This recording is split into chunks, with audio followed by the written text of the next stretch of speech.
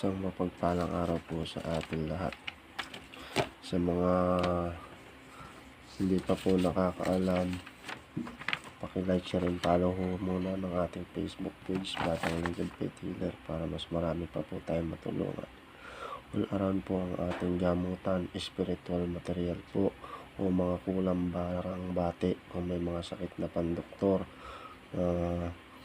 may mga sakit sa baga, bato sa bato, bato sa abdo, all around po yan. Halos lahat po ginagamot po natin. Malalaman nyo po kung para saan talaga ang sakit nyo, kung pang albularyo po ba o pang doktor po.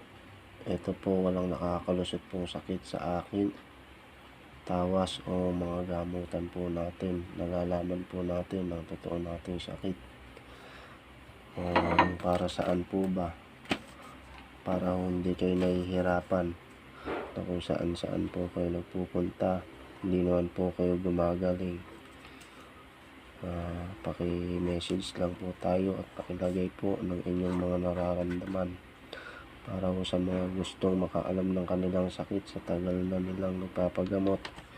Hindi naman sila gumagaling at hindi rin sila nalulunasan ng mga naggagamot sa kanila.